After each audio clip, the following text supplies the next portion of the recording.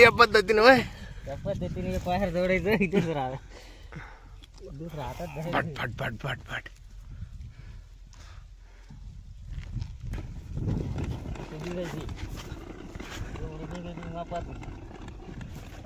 आवाज होतो आवाज द्या हो मोठ्यानं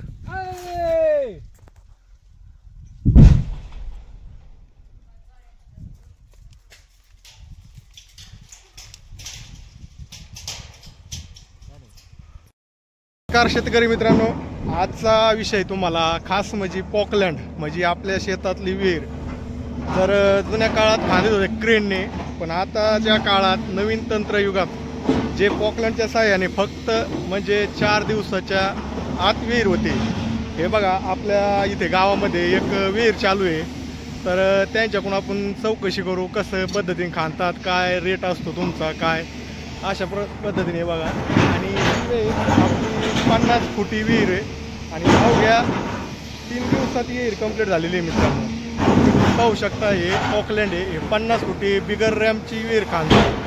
तर आपण भेटू त्यांच्या मेन मालकाला, कोणाचं कुठून काय आहे बुवा, कोणतं जिशेबीचं मालक आहे कुठं काय, आपण त्यांना चौकशी करू अशा पद्धतीनं. म्हणजे नवीन युगाच्या तंत्रात तर आपल्याला जी विहीर महिना लागत होता ती आता फक्त 4 दिवसात होती मित्रांनो. अशा पद्धतीने तुमच्या गावाची विहीर चालू होती. चला थोडंसं म्हणलं आपल्या शेतकरी मित्रांना काहीतरी फायदा होईल आणि यापासून आणि काय फायदे आणि तोटे कशा पद्धतीने तिचा रॅम्प असतंय काय, आणि 40 फूटच्या मशीननी कशा पद्धतीने खांदतात आणि 50 फूट आणि 60 फूट कशा पद्धतीने खांदतात ते आपण त्यांच्याकडून चौकशी घेऊ. आणि पाहू शकता हे काम चालू आहे भयान. पॉकलँड बी इधर बिगर रॅम्पचं आहे. अशा पद्धतीने याचं काम चालू आहे. चला आपण जाणून घेऊ त्यांच्याकडून. मला किती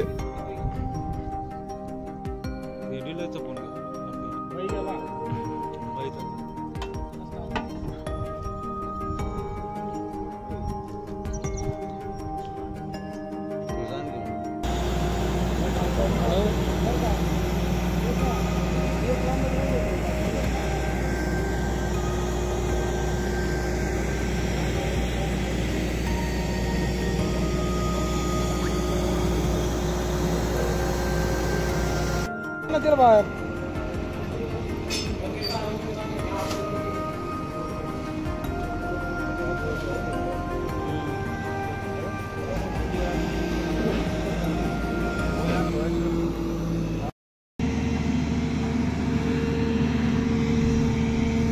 अशा पद्धतीने तिचा 22 फुटीचा गाडा आहे मित्रांनो.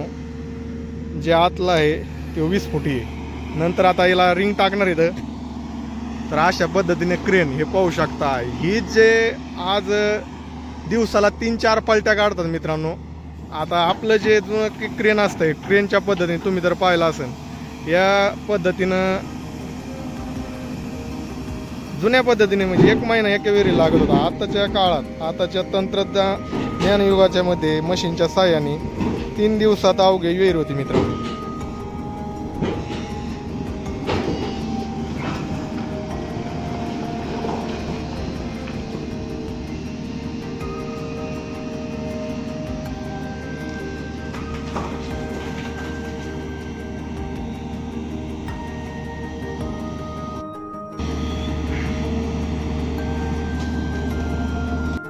काय नाही